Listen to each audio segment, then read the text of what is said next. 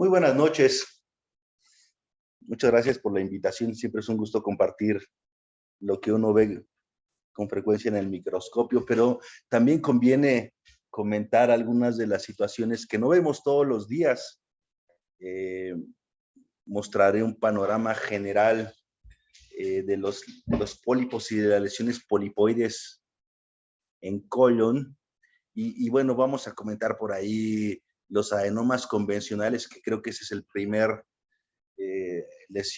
la primera lesión polipoide que identificamos en el colon, pero como pueden ver, lesiones polipoides en el colon son diversas, desde los adenomas que ya comentamos, pero frecuentemente vamos a ver otras lesiones como pólipos inflamatorios, pólipos amartomatosos del grupo de los epiteliales, neuroendocrinos, linfoides, mesenquimatosos, metástasis y otras lesiones polipoides. De forma particular, las lesiones polipoides de aspecto inflamatorio, tenemos tres principales grupos.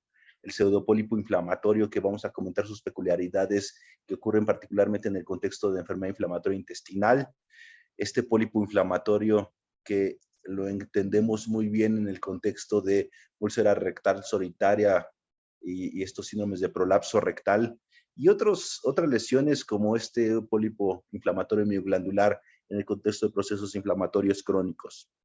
Pasaremos también por las lesiones amartomatosas, que creo que a veces son difíciles incluso clasificarlas en los contextos sindromáticos. Frecuentemente ocurren en el contexto de síndrome de pólipos juveniles con diferentes variantes: síndrome de Pesch-Jeger, síndrome de Cowden, síndrome de Crohn-High-Canada, y por supuesto los epiteliales, que creo que es el que estamos más habituados de identificar, pero no porque los veamos con frecuencia, los podemos identificar fácilmente, particularmente en este grupo de diagnósticos diferenciales de los adenomas convencionales, y pues este subgrupo de pólipos que el doctor Ángeles nos comentará en la segunda parte.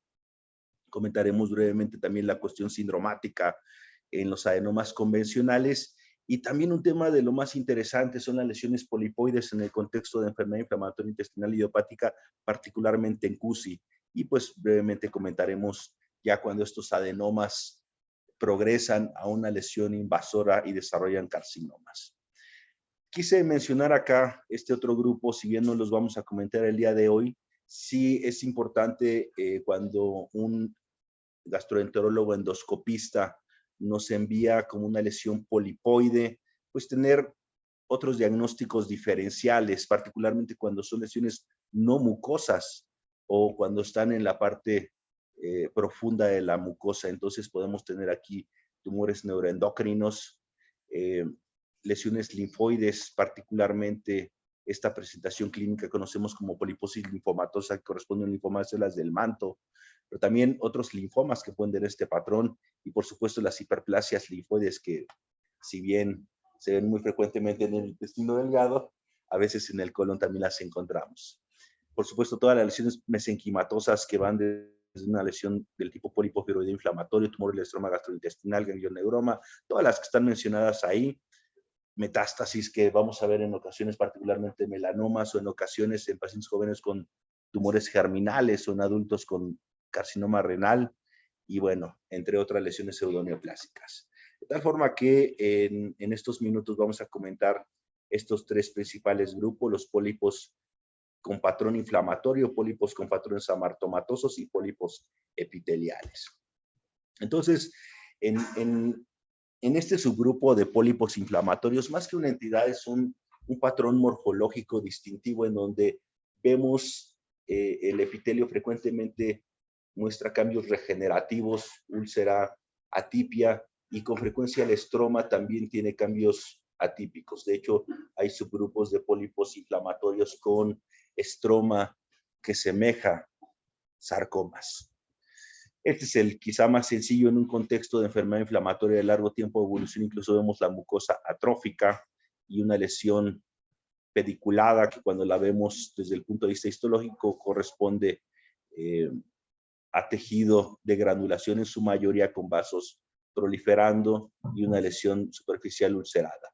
Aquí no hay mucho problema en la interpretación. Sin embargo, en ocasiones podemos tener estos cambios estas lesiones pseudopolipoides con un patrón muy exuberante.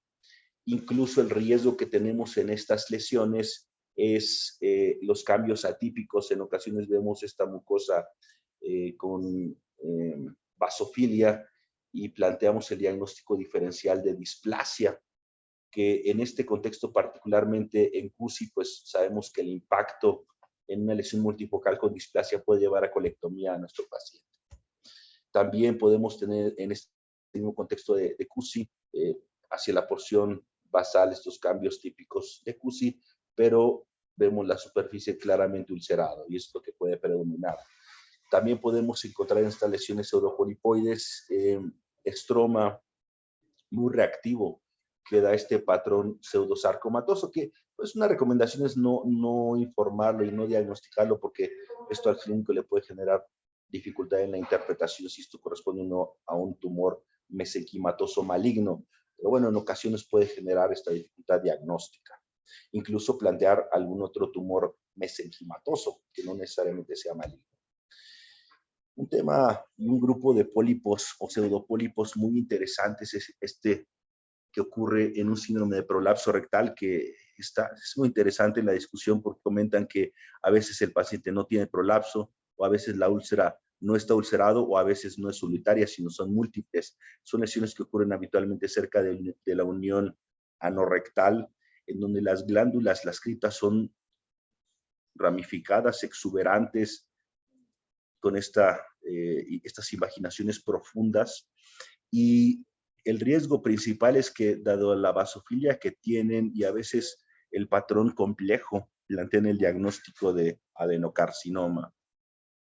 Entonces hay que tenerlo muy en mente cuando vemos cambios no solo atípicos de la mucosa y del epitelio, sino también el contexto adyacente, como esta sobreproducción de moco. Y una de las características buenas que tiene este patrón lobulado, y además podemos ver músculo liso o tejido conectivo alrededor de las criptas, que como sabemos en el cáncer esto no ocurre. Otra característica es que vemos las criptas en esta forma de punta de lápiz o diamante, lo comentan, y habitualmente en la superficie de la mucosa vemos estas zonas erosionadas.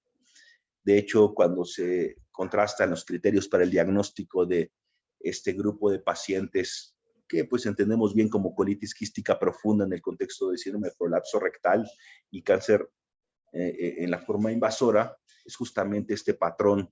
Es que en la lesión benigna se ve todavía el patrón lobulado, contrario al carcinoma que es irregular e infiltrante. En la lámina, en las lesiones benignas tenemos lámina propia con este tejido fibromuscular, el cual no encontramos en el cáncer. Y bueno, en cáncer encontraremos las características típicas de desmoplasia, displasia y mitosis atípicas, que si bien en las lesiones benignas están ausentes, en ocasiones sí podemos tener características citológicas que sugieran un tumor maligno. Y esa es la dificultad. De hecho, no es infrecuente que se reciban estos casos de consulta con un diagnóstico de carcinoma.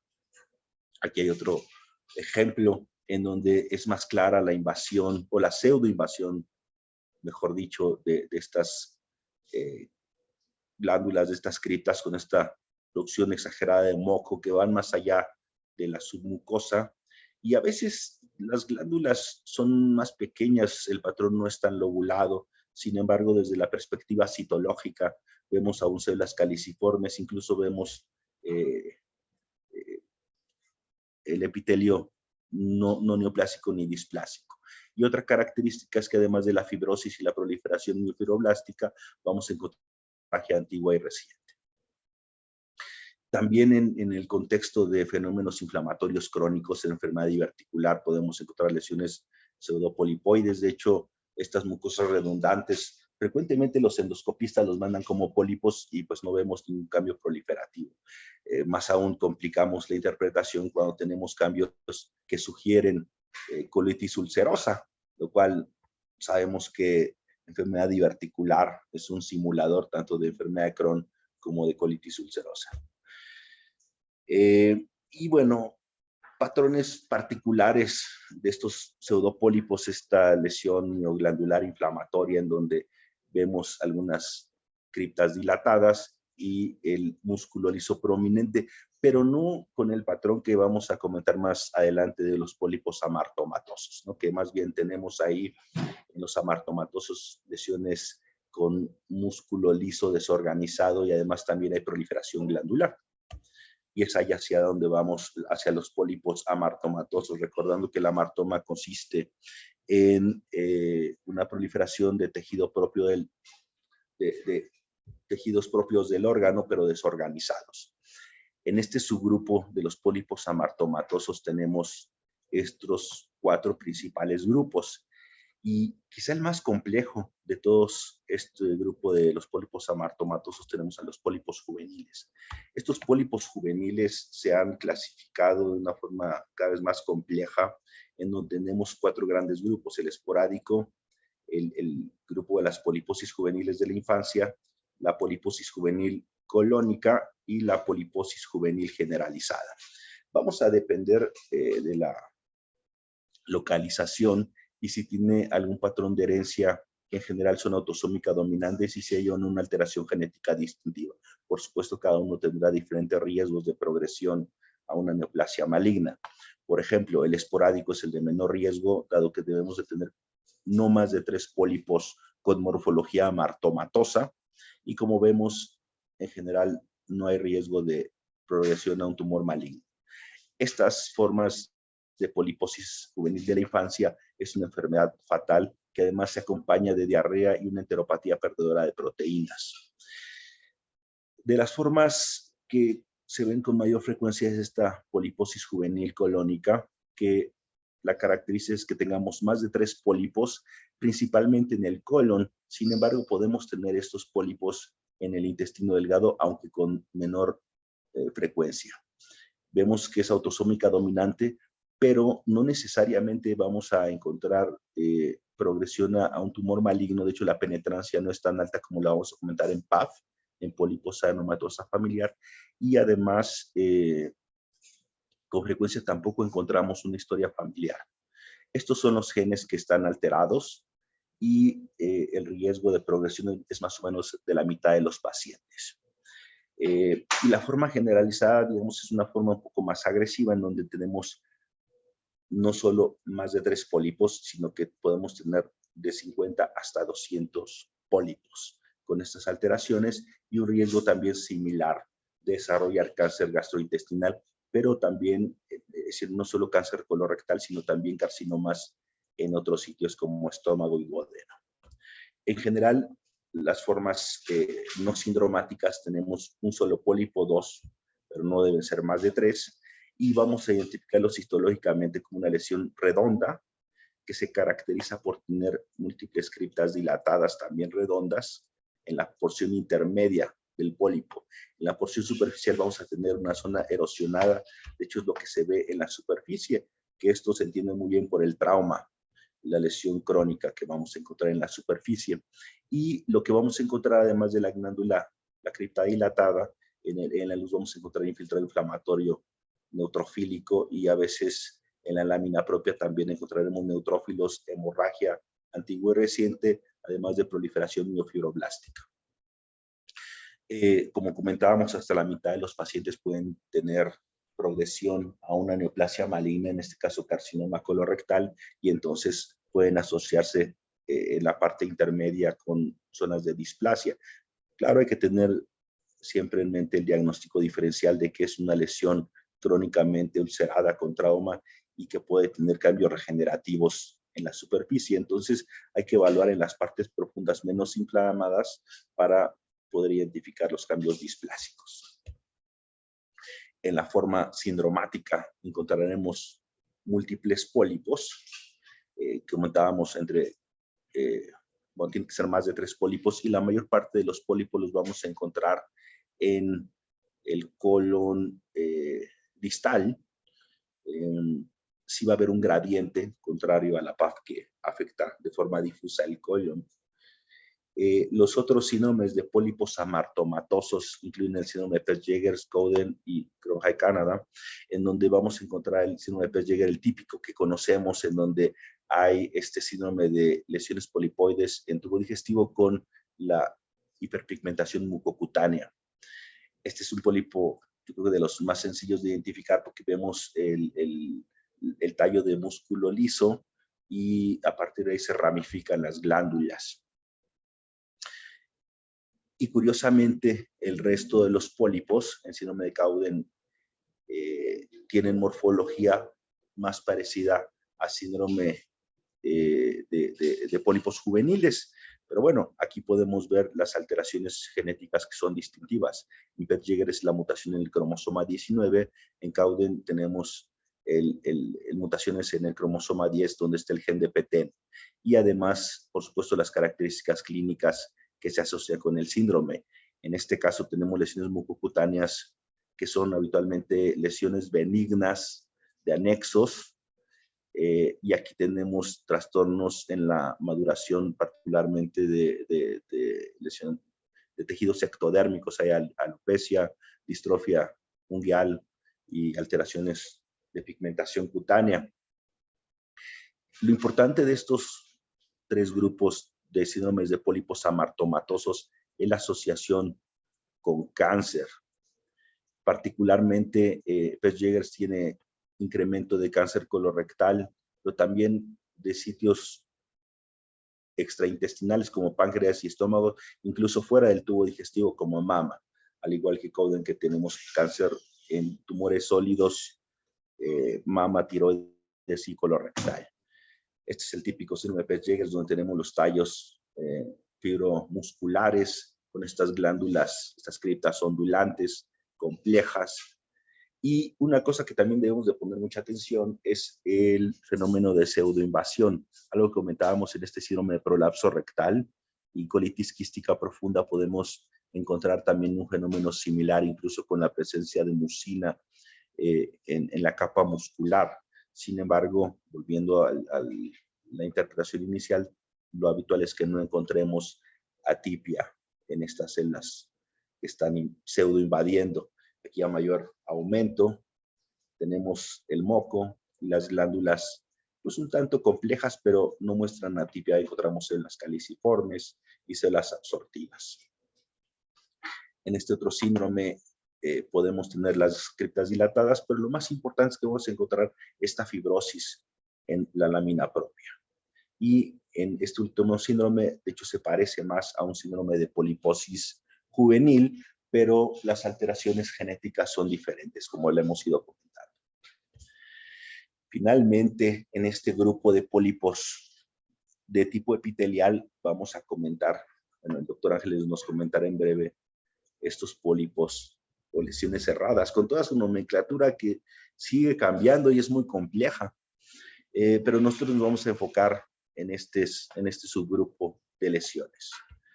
Es importante también recordar un poco la nomenclatura del endoscopista, porque cada vez también son más certeros en cuanto al diagnóstico y la correlación endoscópica patológica. Ellos con cierta frecuencia pueden anticipar la morfología de la lesión del adenoma, ya sea si es una lesión esporádica o si es una lesión sindromática o incluso si es una variante cerrada.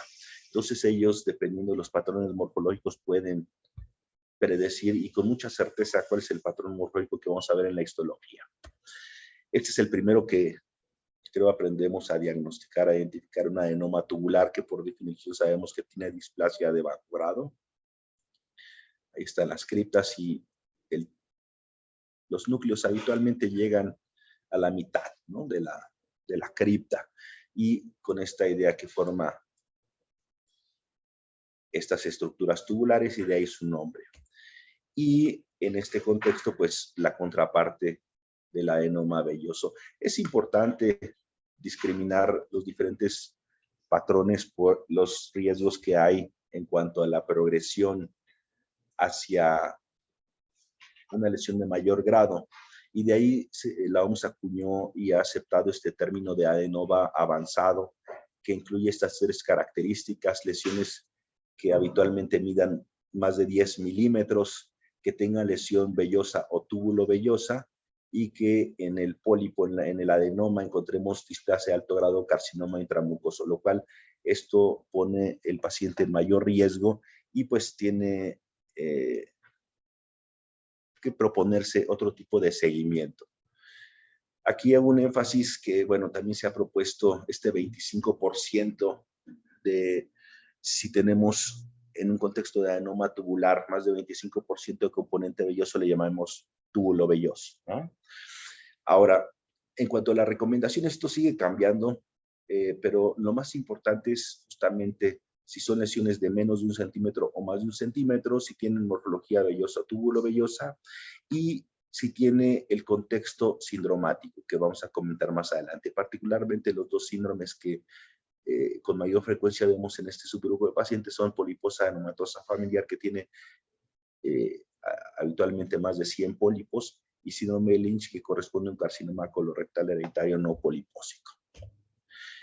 De ahí que, pues, aunque sea focalmente, si encontramos estas áreas de displasia de alto grado, pues tenemos que obligadamente mencionarlas, que bueno, sabemos que por nomenclatura, la displasia de alto grado corresponde a zonas de adenocarcinoma in situ, en donde la atipia es suficiente y hay mitosis, el patrón es cribiforme. Entonces vemos características estructurales y citológicas.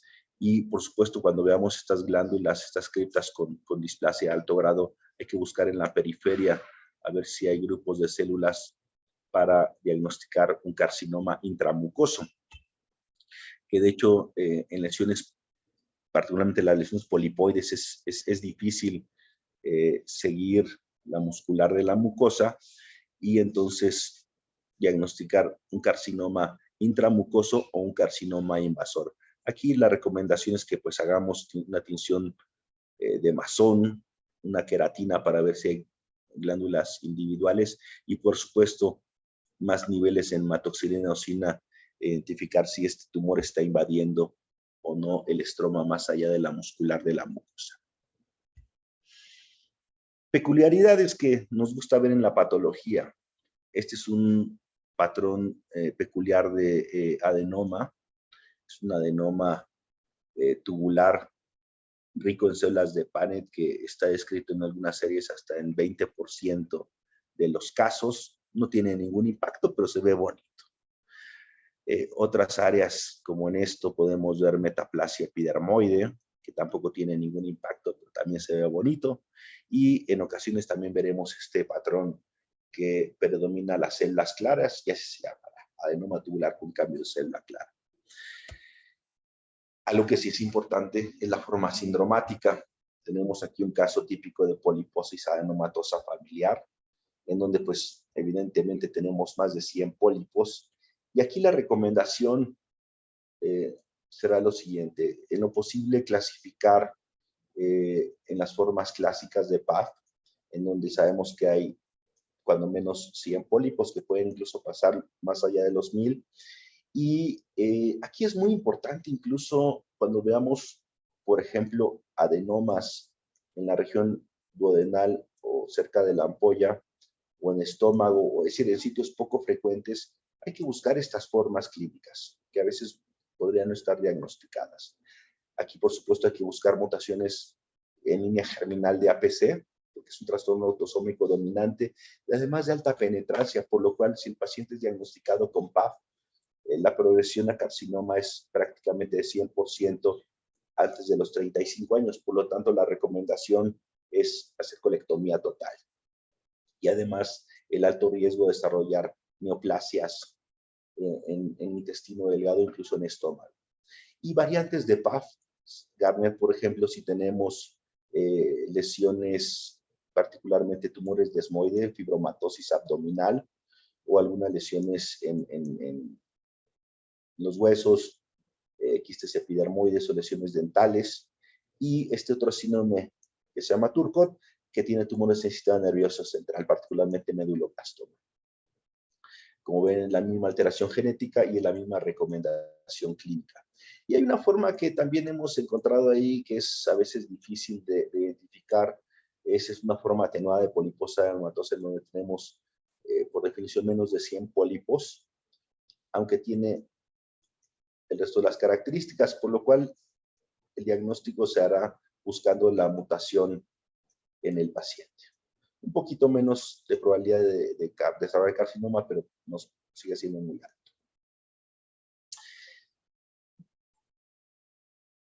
Esta es la vía clásica que conocemos del cáncer de colon del adenoma esporádico, en donde tenemos la progresión de mucosa que desarrolla adenoma, intermedio tardío y carcinoma. Recordando que APC es un cambio temprano, se agrega alteración microsatelital y mutaciones en KRAS y alteraciones en DPC4, finalmente mutaciones en P53.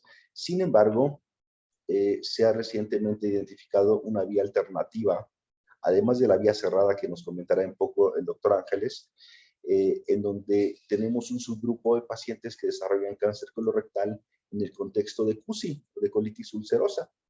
Estos pacientes, por tener un proceso inflamatorio crónico, la colitis, desarrollan mutaciones tempranas en P53, pérdida de heterocigosidad de P53, y entonces desarrollan cambios displásicos. Se agregan mutaciones en DPC4, KRAS, APC como un evento tardío y desarrollan carcinoma. De ahí que es importante identificar los diferentes patrones de displasia en el contexto de colitis ulcerosa, en donde morfológicamente van a ser muy parecidos. De hecho, todavía hace unos años, 5 o 10 años, se utilizaba el concepto de DALM, ¿no? De displasia asociada a lesión o masa, que en la actualidad esto ya no se utiliza. Mejor se recomienda llamarle displasia en lesión polipoide, porque estas ya son tratadas con mucosectomía y ya no se realiza la colectomía que se hacía todavía pocos años atrás. Lo interesante es que en estos pacientes con frecuencia puede o no haber cambios de actividad de CUSI. Sin embargo, un paciente con CUSI y si está activo, mejor hay que disminuir la actividad del CUSI y sugerir un estudio endoscópico con cromoendoscopía y no hacer la colectomía de inmediato. Sin embargo, vamos a encontrar esta displasia de bajo grado y también la OMS la clasifica en diferentes patrones, como de tipo intestinal, tanto de bajo grado como de alto grado, como la conocemos en la forma de adenoma esporádico convencional, pero también reconoce ahora una displasia tanto de bajo grado como de alto grado de tipo cerrado. Esto, insisto, en el contexto de colitis ulcerosa, ¿no? En donde en la mucosa adyacente hay cambios de CUSI, pero en la lesión displásica tendremos morfología cerrada. Y también vamos a encontrar cambios con los mismos patrones de displasia de alto grado y de bajo grado. Y también muy curioso es la presencia de displasia con fenotipo mucinoso, que recuerda un poco a la mucosa gástrica, de tal forma que también en displasia se han ido generando, en displasia en el contexto de enfermedad inflamatoria CUSI, se han ido describiendo diferentes patrones. Entonces, en resumen, pues esta es la secuencia que vamos a encontrar en displasia en el contexto de enfermedad inflamatoria. Tenemos el epitelio normal, inflamación y regeneración con mutaciones de P53, inestabilidad microsatelital, displasia, mutaciones en P16 y APC y carcinoma, contrario a lo que encontramos en la secuencia de adenoma tradicional, adenoma clásico. APC, beta-catenina, KRAS y todo lo demás que hemos ido comentando. Y pues aquí me despido para que el doctor Ángeles nos comente esta secuencia de lesiones cerradas y carcinoma. Muchas gracias. Sí, a ver, déjeme callo. Un minuto y cargamos la siguiente presentación. Perfecto, muchísimas gracias, doctor Braulio, por esta excelente revisión tan didáctica y demostrativa, además con unas fotos espectaculares de todas estas lesiones que aunque son del día a día de nuestro trabajo, pues nos causan problemas. Y la verdad que me encantó, muy demostrativa. Podemos dejar las preguntas entonces para el final de la segunda charla. Muy bien, muchas gracias. Entonces vamos a continuar con el doctor Ángeles y aquí está su presentación. Miren. ¿Quiere que le ponga ¿El puntero o una plumita? Puntero. Puntero. Entonces, aquí y aquí. Tomo yo estoy. ¿Sí? Yo estoy aquí. Muy buenas tardes y muchas gracias, doctora Sandra Romero, por su amable invitación para participar en estos excelentes cursos de actualización. Voy a hablar sobre lesiones cerradas de colon. Y lo primero que mencionaré es el término correcto. Nosotros pensamos que el término correcto es cerrado, que de acuerdo al diccionario quiere decir con dientes en forma de sierra. Y el término acerrado es el participio pasivo del verbo acerrar. Aunque algunos lo utilizan indistintamente, cerrado o acerrado, y hasta hay algunos libros en donde utilizan el término cerrado, nosotros pensamos que el término correcto es cerrado y es el que utilizaremos en la plática.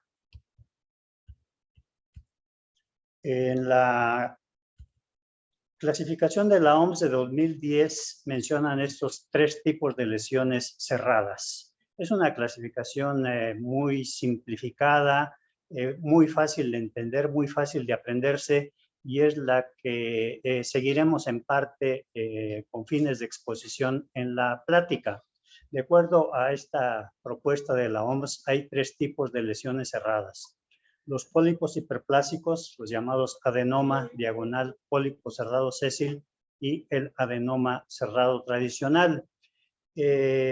Cuando uno desglosa los diferentes tipos y agrega subvariantes de ellos, pues la clasificación se complica mucho y entenderla también. Por ejemplo, es la clasificación que viene en los libros de Otze y de Riddell, que son de los clásicos libros de gastroenterología norteamericanos.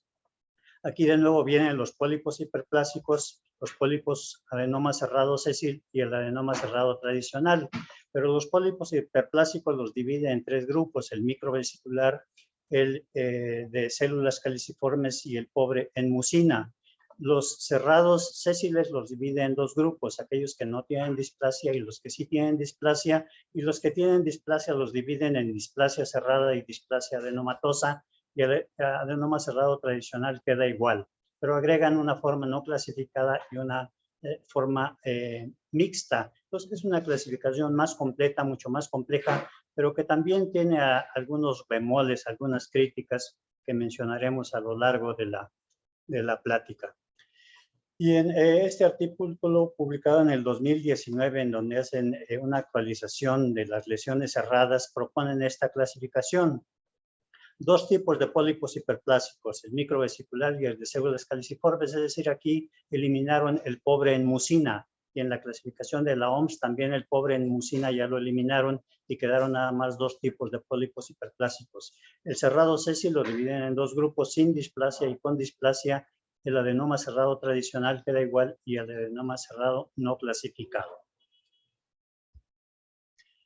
Aquí en esta tabla, que también viene en el libro de la OMS, se resumen. No voy a desglosar todo esto, simplemente diré que hay 2 tipos de pólipos hiperplásicos, el microvesicular y el de células caliciformes, 2 tipos de pólipos cerrados sésil sin displasia y con displasia, y el adenoma cerrado tradicional. Importante mencionar que los pólipos hiperplásicos, tanto el de células caliciformes como el microvesicular, conviene que los separemos. Usualmente el patólogo hace el diagnóstico de pólipo hiperplásico a secas, pero no dice si es microvesicular y de células o de células caliciformes. Y al parecer tiene importancia, y algunas diferencias, pero es muy importante porque las vías de carcinogénesis son diferentes. En el microvesicular la carcinogénesis es a través de mutaciones de BRAF, y en el de células caliciformes la carcinogénesis es a través de KRAS. Insistiremos en eso un poco después. De manera que ahora los pólipos hiperplásicos usuales los dividimos solo en 2 grupos: el microvesicular, que es con mucho el más frecuente, y el de células caliciformes. Se borró ya el pobre en mucina. Y esa es la morfología usual.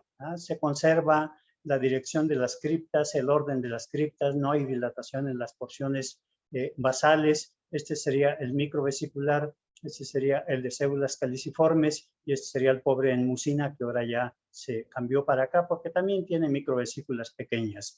Pero a veces hay mezcla de uno y otro y encontramos algunas células caliciformes y algunas microvesículas. En estos casos se recomienda que se diagnostique de acuerdo al componente que predomina. Y son relativamente fáciles de diagnosticar, pero a veces en biopsias pequeñas, fragmentadas, no son fáciles de separar de mucosa colónica normal o de mucosa colónica inflamada. Aquí, por ejemplo, de este lado tenemos la mucosa colónica normal y aquí tenemos el pólipo hiperplásico, que cuando son pediculados no hay problema, pero cuando son sésiles sí hay problema en la interpretación. En términos generales, el espesor de la mucosa es mayor que en el colon normal y la cantidad en la producción de moco es mayor. Ahora, el colon normal tiene habitualmente un borde liso, ¿verdad? Uno puede trazar casi una línea. En los pólipos hiperplásicos hay estas prolongaciones, a veces digitiformes, sobre la superficie, que cuando uno encuentra esto es parte de un pólipo hiperplásico, aun cuando sea una biopsia muy pequeña. Y de este lado los autores ilustran un pólipo hiperplásico sésil, que ven ustedes con una gran cantidad en la producción de moco, y en este extremo el colon normal. Pero a veces no es fácil de hacer la distinción entre mucosa colónica polipósica y no polipósica. ¿Y en qué sabemos de los pólipos hiperplásicos usuales? Que generalmente son asintomáticos y constituyen hallazgos colonoscópicos cuando hacen programas de tamizaje, en fin. Son muy frecuentes. Se calcula que hasta 30% de los adultos mayores tienen pólipos hiperplásicos. Generalmente son muy pequeños, menos de medio centímetro, y no es raro que sean múltiples. Algo importante es que se localizan en el colon distal, ¿verdad? El colon izquierdo, pues. Y desde hace años se ha mencionado esto, que sigue siendo válido, aunque ahora ya con ciertos matices. Cuando el pólipo hiperplásico es distal y es pequeño y es único, se dice que es totalmente benigno, es decir, el riesgo de malignización es casi de cero. En cambio, cuando el pólipo hiperplásico es proximal, es grande y es múltiple, el riesgo de malignización es comparable a los adenomas. Pasamos ahora al pólipo cerrado sésil. El pólipo cerrado sésil, en la última clasificación de la Organización Mundial de la Salud de 2019, proponen llamarlo lesión cerrada sésil. De manera que probablemente este sea el término que vaya a prevalecer. Pero bueno, aquí lo tenemos como pólipo cerrado sésil, recordando que también se les llama así. No son lesiones raras, constituyen un cuarto más o menos de todas las lesiones cerradas y en algunas series hasta un 40%. Algo muy importante, son más frecuentes en el hemicolon derecho, yo diría mucho más frecuentes en el hemicolon derecho que en el hemicolon izquierdo. Son de mayor tamaño que los pólipos hiperplásicos usuales, es decir, miden más de medio centímetro, con frecuencia más de 1 centímetro. Y algo que debemos recordar siempre es que son precursores de adenocarcinomas esporádicos con inestabilidad microsatelital por hipermetilación de MLH1, además de muchas otras mutaciones, BRAF, CARRAS, que mencionaremos después. Pero bueno, el riesgo de malignización es alto en estos pólipos, sobre todo cuando tienen displasia. ¿Cómo hacemos el diagnóstico? Las alteraciones citológicas son leves y las más importantes son las alteraciones estructurales. Pueden tener incremento en la producción de moco, a veces núcleos hacia el borde luminal, pero en general podemos decir que las alteraciones citológicas en este tipo de pólipo, cuando no hay displasia, son leves. Y se caracterizan por elongación de criptas con aspecto cerrado, sobre todo en las zonas profundas. En los pólipos hiperplásicos, el aspecto cerrado se encuentra sobre todo en las porciones superficiales y aquí es en las porciones profundas. Criptas dilatadas con formas anormales, como veremos en las fotos posteriores, y la zona proliferativa que en el polo normal y en los pólipos hiperplásicos se encuentra en el tercio inferior hacia el fondo de las criptas, aquí se encuentra en la porción media y a veces en las porciones superficiales. Aquí algunos ejemplos. Ven ustedes que aquí se pierde el contorno usual de las criptas, que son ordenadas, ¿verdad? Se dice que como en forma de botellas de vino puestas en un estante, Y aquí las criptas, algunas son acostadas, a veces se ramifican.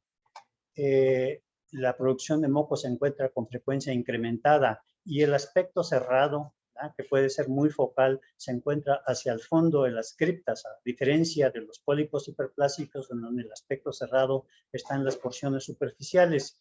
Y algo que se enfatizó mucho en los inicios de estas descripciones, que ahora ya no se le da tanta importancia, es este llamado crecimiento invertido. Ven ustedes, aquí está la mucosa, esta es la muscular de la mucosa, y a manera de un hongo, el pólipo crece hacia la submucosa con estas formas totalmente anormales, en forma de L, en forma de T invertida. Y con un Ki67 para valorar el índice de proliferación celular, vemos aquí una mucosa colónica normal. Cuando hay un pólipo hiperplásico se incrementa, ¿verdad?, se incrementa la multiplicación celular. El Ki67 entonces es más intenso, pero se conserva hacia las porciones basales. En las lesiones cerradas, ¿verdad?, la proliferación es anárquica y aparece en las porciones medias e incluso en las porciones superficiales.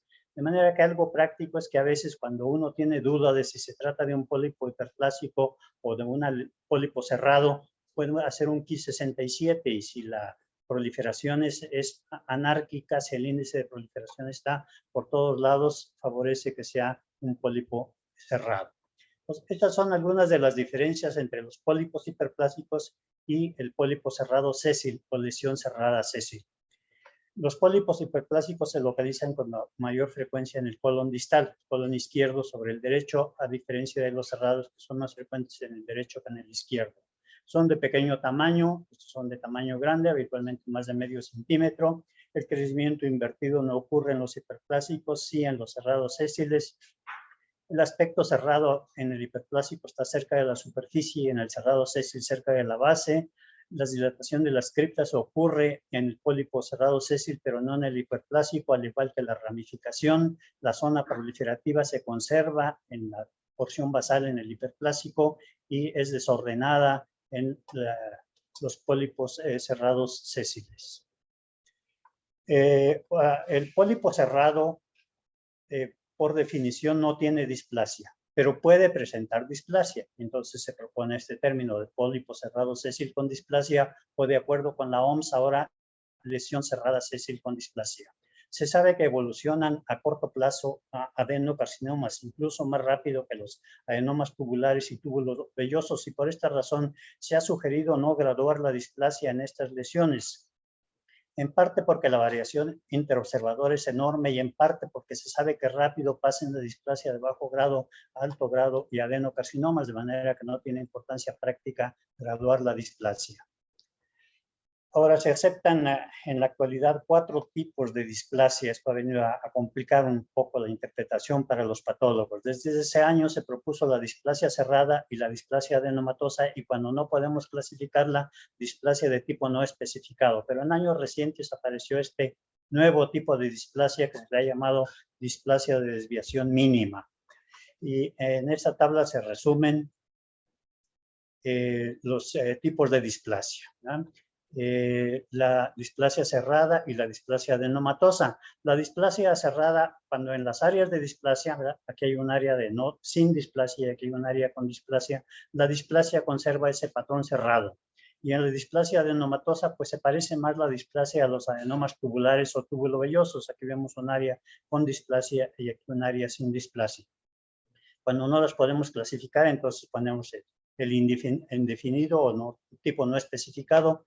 Pero la que ha venido a meter más ruido es la displasia de desviación mínima, cuando las alteraciones son leves y uno no está muy seguro de si se trata o no de displasia.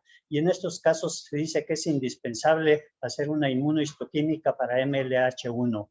En esta forma de displasia se pierde el MLH1. Y aquí tenemos un ejemplo. Aquí tenemos una lesión cerrada y en este sitio hay una displasia o probable displasia de bajo grado y en este sitio no hay displasia.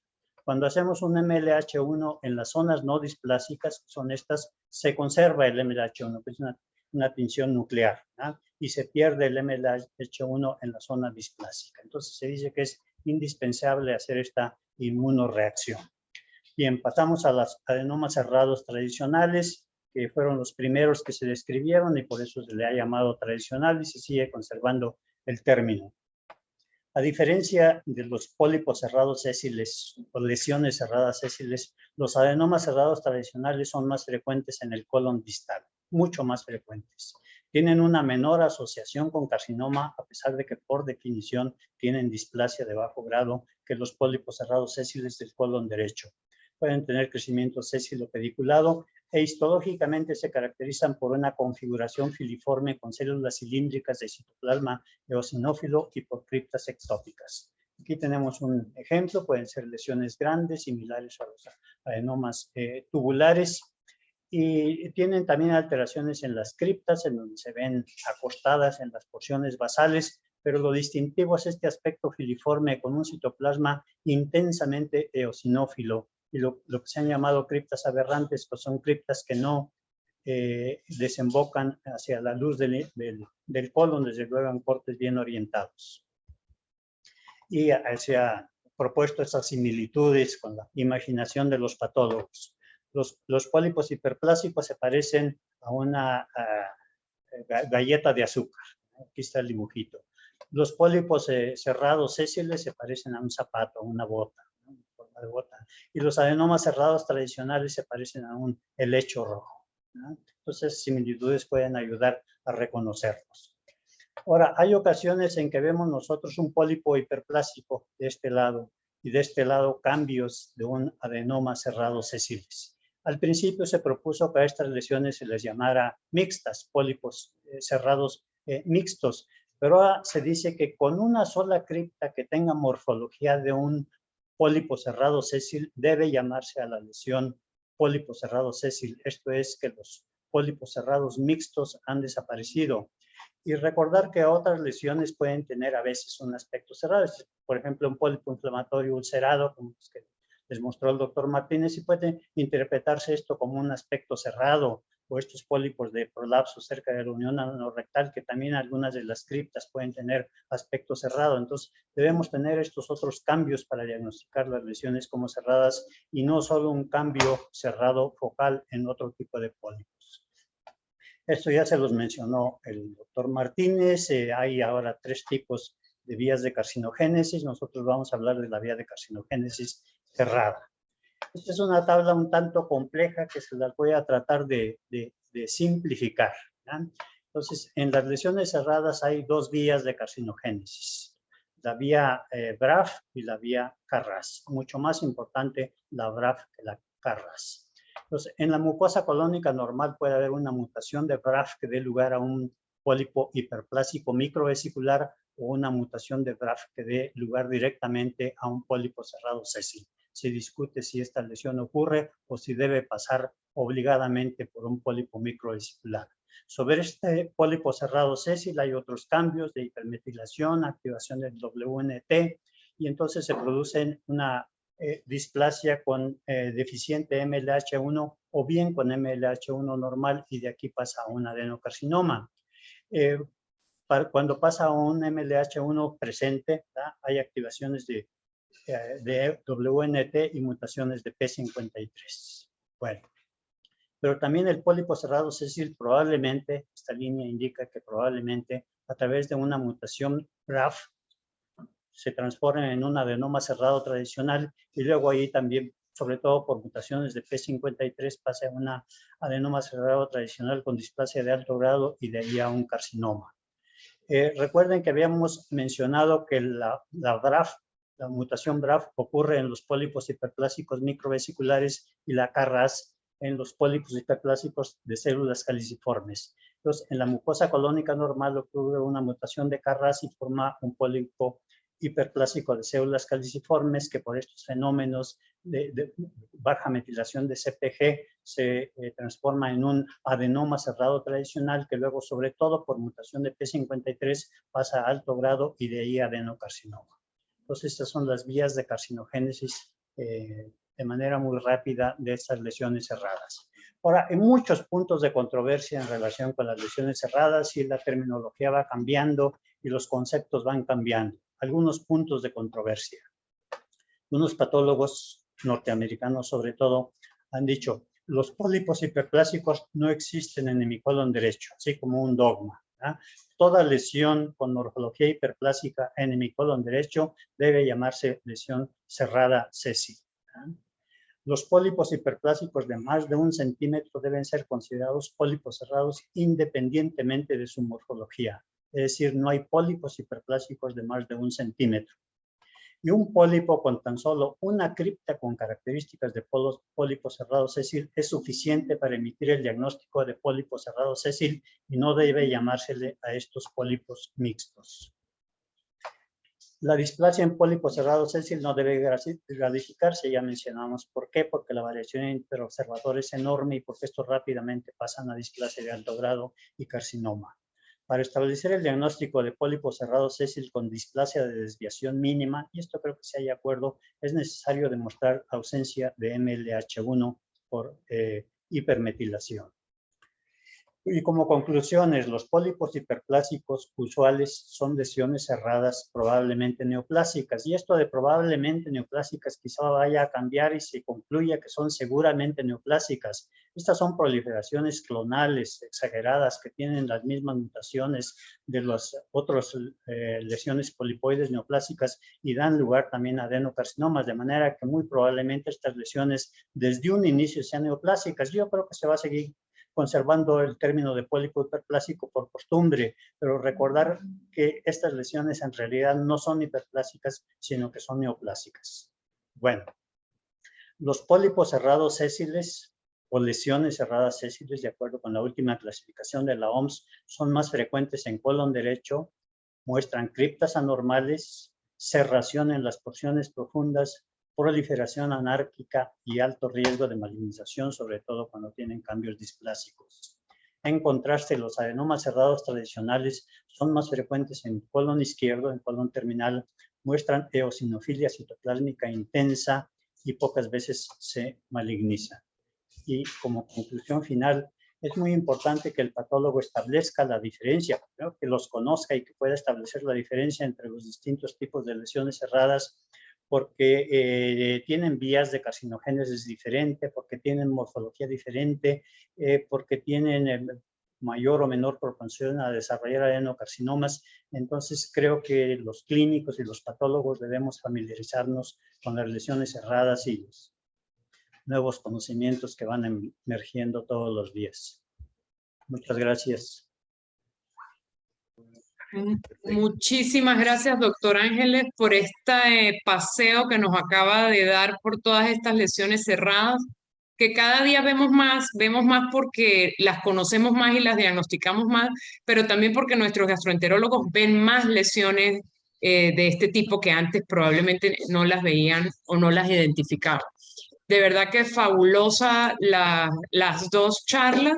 Estos son patologías que vemos siempre en el día a día y a pesar de que son de todos los días, creo que todos tenemos discusiones y a veces dificultades para encasillarlos dentro de una de estas clasificaciones. Estoy segura que van a salir algunas preguntas. Vamos a ver si hay preguntas. Pueden desactivar sus micrófonos y hacerlas verbalmente o pasarlas a través del chat.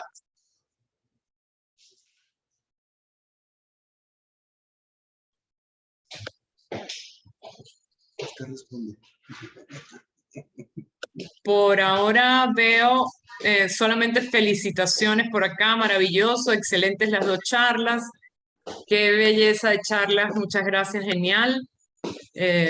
Felicitaciones a ambos, muy didácticas. Aquí hay una pregunta, hay una manito levantada. Adelante, Lorena. Sí, buenas noches, una charla muy, muy bonita. Doctor, ¿cuál es su experiencia en el diagnóstico de los adenocarcinomas con morfología cerrada, o sea, adenocarcinoma cerrado? Porque si bien es cierto, el punto final de la carcinogénesis de las lesiones cerradas es el adenocarcinoma, también es verdad que hacer el diagnóstico de un adenocarcinoma cerrado es bastante cuesta arriba. De hecho, son adenocarcinomas muy, muy poco frecuentes.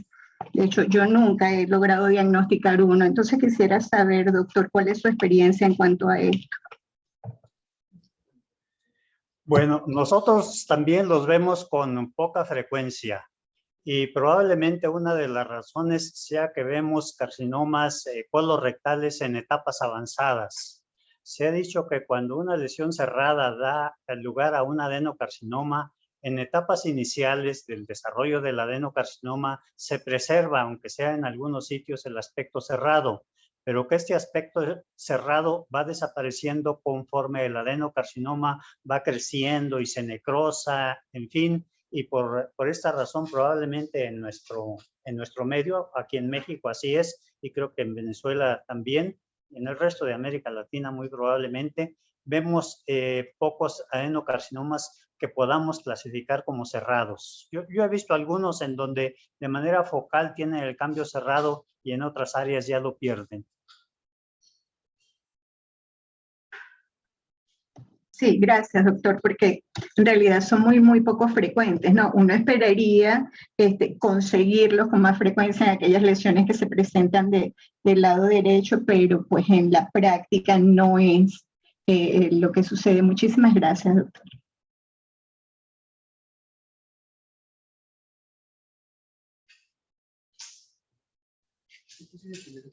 Vamos a ver si surge alguna otra pregunta.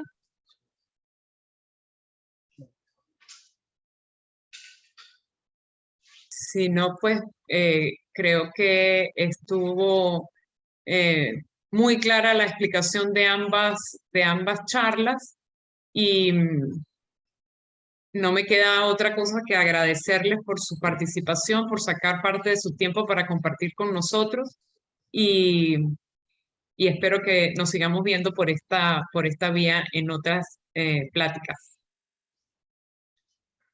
Muchas gracias a ustedes, doctora. Muchas gracias y muy buenas noches. Buenas noches.